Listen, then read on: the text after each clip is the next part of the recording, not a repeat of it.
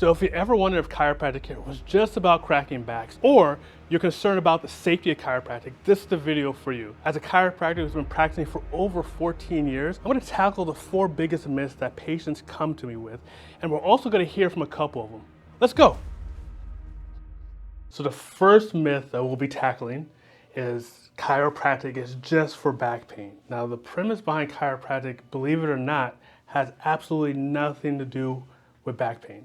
It has everything to do with the body's ability to maintain and heal itself. Chiropractic is based on the premise that the body is self-healing, self-regulating. That's done through our nervous system. Our brain sends signals down the spinal cord, and those nerves branch out to every cell, tissue, and organ in the body. Now, if there's any misalignment along the spine, along those vertebrae, it can interfere with that communication and affect your overall health. When a chiropractor comes in and adjusts the spine or restores that communication, oftentimes the beautiful side effect is feeling better, but the goal is overall health. So myth number 2, chiropractic care is dangerous. I'm going to refer to our malpractice premiums.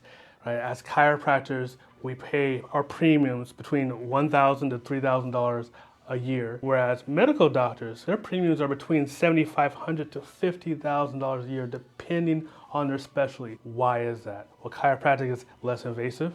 The side effects are less severe than medicine. Also, the payouts are less, and chiropractors don't get sued as much as medical doctors. Myth number 3, chiropractors are not real doctors. I hear this all the time.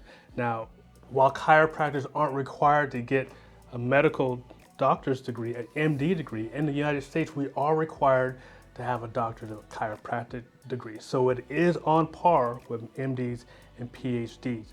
Now, as far as our board tests, chiropractors are required to take 4 board tests. The 4th one is a practical. And then in most states, in order to practice in that state, you have to take a 5th physiotherapy board test.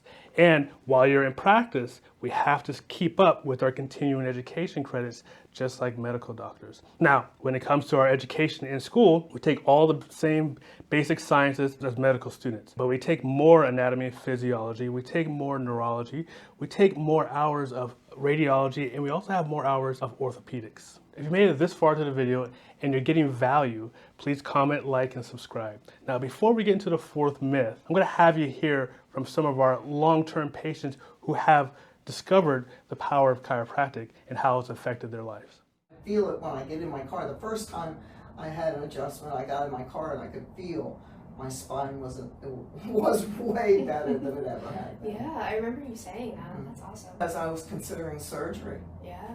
I was considering surgery. I thought, oh, I just kind of, and I had the appointment, but I canceled after the first time I came here.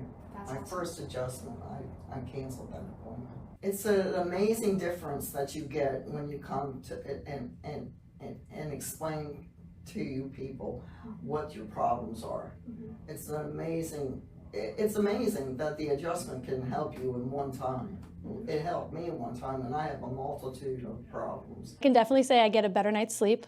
I don't wake up in the middle of the night like excruciating pain, feeling like I need to cry or, go take the closest like Tylenol, Advil to get a good night's sleep. I'm more active, especially with like the kids. I can definitely like chase them around the house, do, all the household duties. And I am not waking up, like I said, every day in pain. And like even throughout the day, I find myself doing things that I used to be able to do before I found out I had chronic back pain. Do it. Don't wait like I did. I mean, I'm a mom of 4.